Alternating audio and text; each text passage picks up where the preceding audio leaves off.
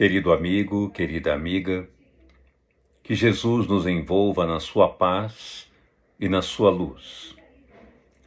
Façamos uma prece inicial, a fim de nos prepararmos para esse momento da atividade que vamos exercer. Juntos, fechamos os nossos olhos com muita tranquilidade, agradecidos a Deus pela oportunidade do auxílio constante que Ele nos oferece. As suas dádivas luminosas que recaem sobre todos nós no dia a dia, abrindo espaço para que encontremos sempre o melhor na direção que escolhemos. Apesar dos nossos erros, da nossa cegueira, da nossa imprevidência, sabemos que Tu, Senhor, estás conosco, acolhendo-nos, amando-nos de forma incondicional e aguardando com paciência a nossa transformação moral. Permanece conosco hoje e sempre, iluminando as nossas mentes, a fim de que acordemos para a realidade do bem, para a realidade do amar uns aos outros, conforme o Cristo nos ensinou. Paz e luz nos nossos corações, que assim seja.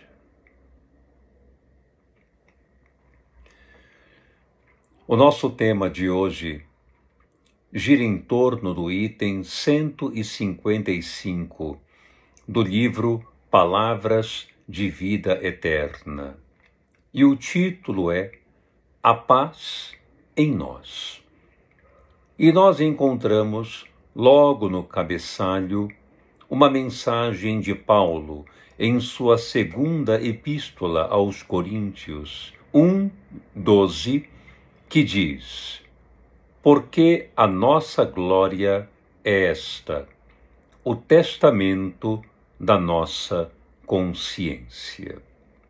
Como o título já aborda a paz em nós, este item vem de acordo justamente com a mensagem de Paulo, o testemunho da nossa consciência.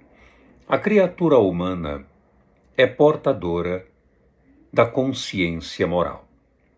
Sendo assim, nela, na consciência, estão registradas as leis divinas, de forma inconsciente.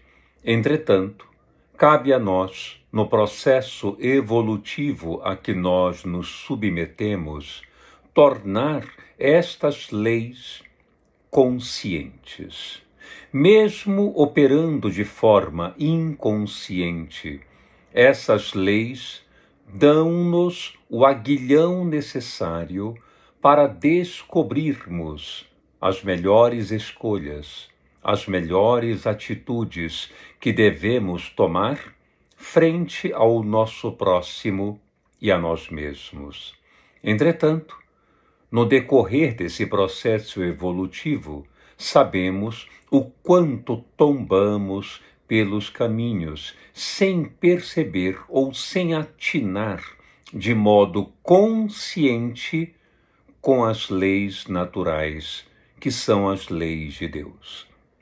Então, o livro, esse item, Paz em Nós, dá início dizendo: abraçando a renovação espiritual para a conquista da luz, quase sempre somos contraditados pelas forças da sombra, qual se tivéssemos o coração exposto a todas as críticas destrutivas.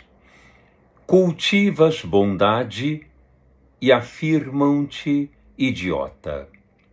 Mostras paciência e imaginam-te poltrão.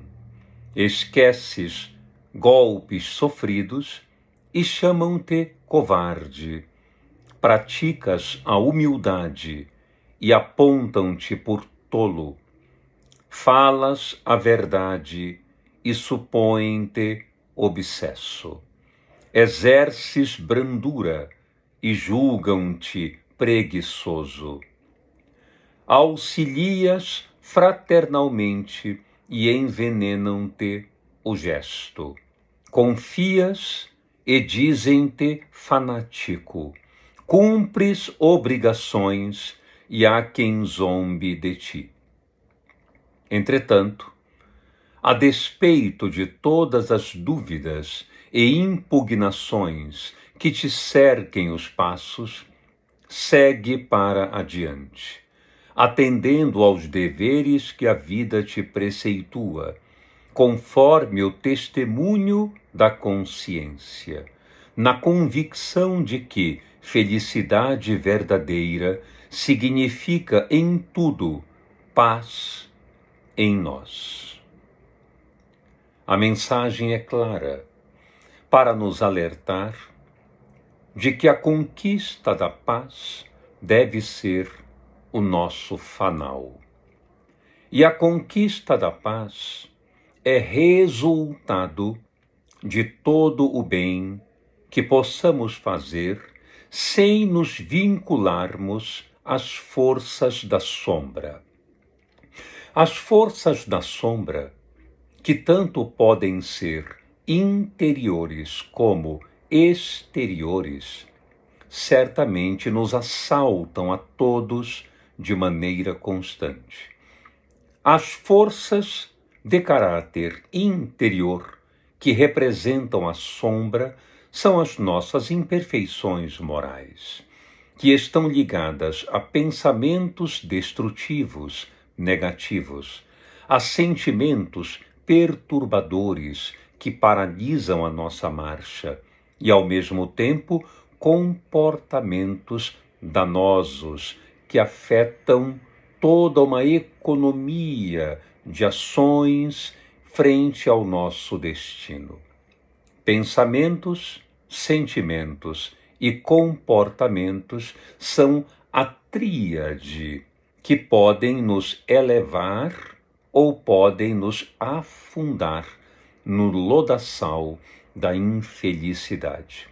Quando cultivamos pensamentos otimistas, persistentemente corajosos, quando desenvolvemos emoções saudáveis, emoções que nos elevam, que frutificam o nosso estado de humor, quando produzimos comportamentos lúcidos, orientados, sadios, esses três elementos que são de caráter interior, movidos ao exterior, tornam-nos criaturas felizes e em paz. O oposto leva, obviamente, às manifestações contrárias do que apresentei há pouco. Essas são as forças da sombra vinculadas ao interior, ao que está dentro de nós, ao nosso estado consciencial. As forças da sombra de natureza exterior são aquelas outras mentes ou espíritos infelizes que se coadunam com as nossas aspirações nocivas. São aquelas entidades que estão ainda deambulando em caráter de rigidez, de estado agressivo, desejando vingança ou desejando simplesmente perturbar a nossa condição emocional, o nosso cotidiano, encontrando afinidade com as nossas propostas menos favoráveis, entram em estado de consonância mental. Penetram no nosso campo mental, através de uma conexão perispírito a perispírito, fazendo com que desenvolvamos pessimismo, negativismo, tristeza, frustração, descrença, e aí conduzimos-nos ao poço das nossas inquietações, da nossa infelicidade. A proposta de Paulo é que mantenhamos o pulso firme no combate a essas forças da sombra, a fim de que mantenhamos a paz da consciência. De que modo? Eu proporia da seguinte forma: cumprindo a exigência do dia de forma bastante saudável. Sejam as grandes coisas, sejam as pequenas coisas, podemos, sem a menor sombra de dúvida, cumprir as exigências do dia, as relações com as pessoas que amamos, com os nossos colegas de trabalho, com aqueles desconhecidos da via pública, mantendo esses relacionamentos em caráter de solidariedade, respeito e dignidade. Da mesma maneira, exigências do dia podem ser tarefas do nosso trabalho, tarefas cotidianas que temos que exercer, cumprindo bem a nossa programação do dia, fazendo com amor as tarefas que nos competem, oferecendo uma dedicação a todo tipo de trabalho, execução a que nós nos prestemos.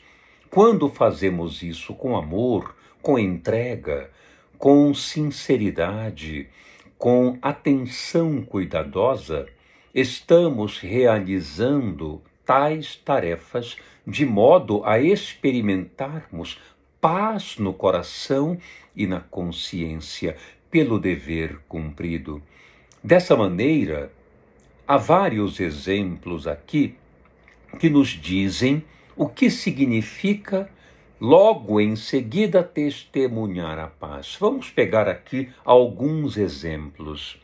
Quando cumprimos obrigações, quando confiamos na vida, quando exercemos a brandura, quando falamos a verdade, quando praticamos a humildade e vários outros exemplos. Isto é, quando exercemos um comportamento que é digno perante as leis naturais, promovendo, conforme propõe Jesus, a misericórdia e não o sacrifício, porque sacrifício propriamente não é exigido de ninguém. O que Jesus quer de nós é misericórdia uns com os outros, o perdão das ofensas, a desculpa a um maltrato qualquer, uma palavra que foi mal colocada, um gesto que foi mal aplicado, uma carência ou uma supressão de algo que para nós era importante, mas não nos foi feito, enfim. Esse perdão, essa desculpa, relevar banalidades. Da mesma maneira, a nossa atenção ao cuidado com os outros desde os primeiros momentos da manhã dentro do lar. Quando somos gentis, dóceis, meigos no ambiente doméstico, compreensivos, e ao sairmos de casa para toda aquela rede de apoio e de relações com as quais travamos contato, que sejamos aquelas pessoas que levam incentivo, cooperação, respeito e dignidade no trato, na convivência. Imaginem, quando fazemos isso, é claro que nós vamos cultivar a paz nos nossos corações, porque depois fazemos um grande inventário quando voltamos para casa, conforme está muito bem exarado em Santo Agostinho, na questão 919a do Livro dos Espíritos. Quando eu voltava para casa, dizia ele, eu fazia um inventário, eu fazia uma análise do que havia realizado no dia a dia. e me perguntava: eu fiz todo o bem que podia? A forma como eu agi com as pessoas, se eu visse essa forma de agir em outrem, eu o repreenderia? Eu contestaria aquilo ou não? Eu acharia aquilo favorável, adequado? Como é que eu olharia para a minha ação se fosse em outrem? Então, ele fazia um inventário das suas ações, daquilo que pensou, daquilo que teve como vontade, como inclinação, e dizia que costumava ter paz no coração, na medida em que apreciava a própria conduta, na medida em que não tinha, pelo menos a princípio, nenhuma contradição, nenhuma parcela de negatividade em relação à autocrítica. Então a sua autocrítica era positiva e isso o levava a ter paz no coração. O mesmo deve acontecer conosco. Devemos ter paz no coração, mas na medida em que cultivemos nobres pensamentos, emoções valiosas e, ao mesmo tempo e sobretudo, comportamentos lúcidos e saudáveis, seja na direção daqueles que são mais próximos de nós, seja na direção daqueles que nós não conhecemos ou que estão distantes ainda, pelo menos um pouco, da nossa afetividade. Agora, um ponto importante. E se não nos reconhecerem da forma como desejamos? E se não identificarem os nossos esforços? E se essas pessoas não captarem o nosso sincero interesse de promover o bem, a concórdia, a amizade? Se as pessoas nos considerarem tolos porque perdoamos, bobos porque não buscamos a esperteza, e se nos considerarem assim? A lição é clara: não há nenhum problema. Não há nenhum problema pelo fato de que não é importante aquilo que pensam ou retribuem. O importante é aquilo que fazemos. O importante é aquilo que doamos de nós e não aquilo que recebemos. É lógico que é muito agradável receber. Claro que sim. Quem vai aqui negar que é tão prazeroso sermos amados, recebermos uma palavra de amizade e de consolo, termos pessoas por perto em momentos de aflição, termos aqueles que nos carregam, digamos, num sentido subjetivo, no colo, no momento em que estamos cansados, exaustos, frustrados, magoados, enfim, deteriorados pelo caminho. É claro que é prazeroso, é claro que é muito saudável que recebamos isso. Mas isso virá sempre? Não, naturalmente que não. Nem sempre isto virá da forma como desejamos, da maneira como nós queremos. A ingratidão ainda ocorrerá. A indiferença ainda surgirá. O descaso em relação às nossas boas ações, claro que aparecerá, porque as pessoas são imperfeitas, porque as pessoas ainda são aprendizes como nós. Nós também não temos plena capacidade de oferecer isso aos outros, como eles gostariam, porque nós também somos aprendizes. Dessa maneira, o importante é aquilo que fazemos, não aquilo que recebemos. A propósito, fazendo uma correlação psicológica, Viktor Frankl, o fundador da psicologia espiritual ou logoterapia, propõe que o ser humano, ele, a princípio, embora seja submetido a inúmeros condicionamentos, aquilo que é denominado de instinto, impulso natural, determinado pelos mecanismos biológicos, pelos mecanismos psicológicos e sociais, ainda que ele seja submetido a esses condicionamentos instintivos ou impulsivos, ele possui dentro de si a camada espiritual, a camada dos valores, aquilo que é denominado de inconsciente noético na logoterapia, ou seja, uma área específica que é a área espiritual, a dimensão do espírito, onde se encontram todas as respostas de lucidez de que nós necessitamos.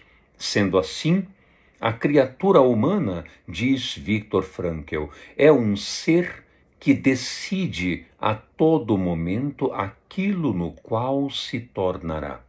E ele é capaz disso em função de uma dimensão que somente os seres humanos possuem, que é a dimensão espiritual, a dimensão dos valores enobrecidos, dos valores sadios, da melhor escolha, da conduta que tem valor, que tem significado profundo e que o conduzirá à paz, à lucidez, à saúde integral.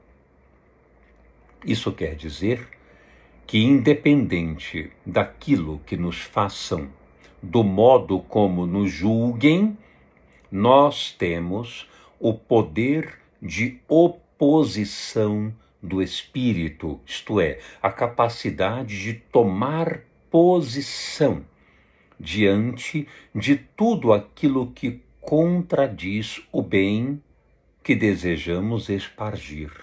Jesus disse a mesma coisa 20 séculos antes de Viktor Frankl. Ele disse: tendes ouvido o que foi dito. Amarás ao teu próximo e odiarás o teu inimigo. Eu, porém, vos digo: amai os vossos inimigos. Perdoai aqueles que vos ofendem e orai pelos que vos perseguem. Por que ele propôs isso? Para que sejamos bonzinhos? Para que sejamos humildes? Não.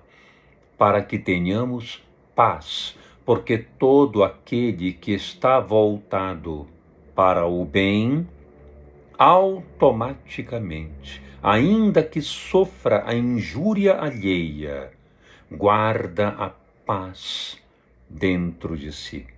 Guarda dentro de si a paz e a serenidade. Porque, embora tenha sido agredido, ferido, machucado, ele foi vítima e não o algoz. Portanto, a culpa, que é o oposto da paz, não surgirá como sentimento perturbador, porque o seu comportamento foi íntegro, apesar de tudo.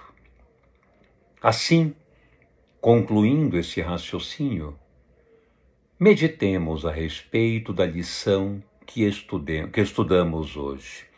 Reflitamos sobre esta lição.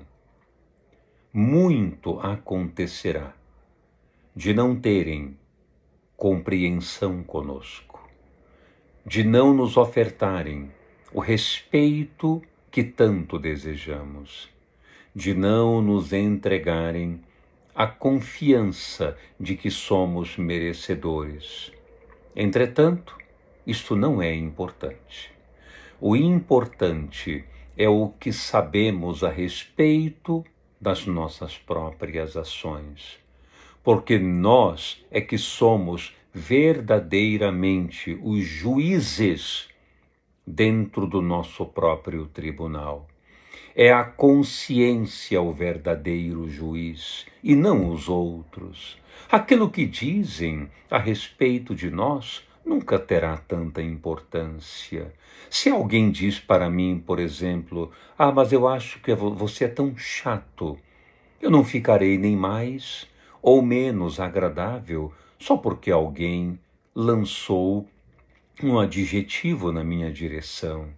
Eu continuarei sendo aquilo que sou, um ser humano como qualquer outro, que ora está bem, tem boas emoções, ora não está bem, pode estar de mau humor, uma pessoa comum que está aprendendo gradativamente a crescer para Deus, como todos.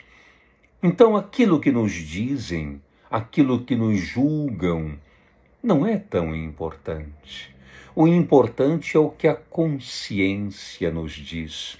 E quando os nossos atos são sadios, quando os nossos atos são lúcidos, certamente a paz reina na consciência, e a consciência, de forma muito discreta, anuncia ao nosso coração a calma que deveremos experimentar diante dos atos valorosos que praticamos, apesar de tudo. É isso que proporciona a verdadeira paz. Então, que haja paz e luz nos nossos corações. Façamos uma prece breve de encerramento. Mais uma vez, fechemos os olhos, felizes e agradecidos, rogando a Deus a sua inspiração, para que no mundo, no dia a dia, façamos o nosso melhor, abrindo todos os sentimentos e pensamentos de forma sadia na direção de nós mesmos e de todos, a fim de que o nosso comportamento final seja de solidariedade, de amizade e de fraternidade para com todos. Porque somente assim já aprendemos. É possível adquirir a paz necessária. Abençoa, Senhor, todas as criaturas, todos os povos e nações. Ampara todos os países, sobretudo aqueles mais necessitados, e dá conforto, amparo aos que sofrem. Paz e luz nos nossos corações, hoje e sempre. Que assim seja. Graças a Deus, graças a Jesus, muita paz a todos.